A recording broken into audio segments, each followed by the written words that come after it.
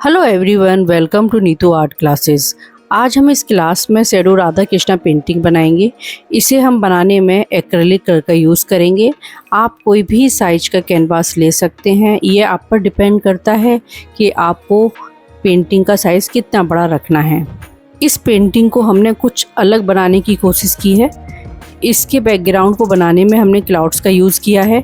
इन पर आपको बहुत ध्यान देना है क्योंकि क्लाउड्स का यूज़ हम नेचर लैंडस्केप बनाने में भी करते हैं।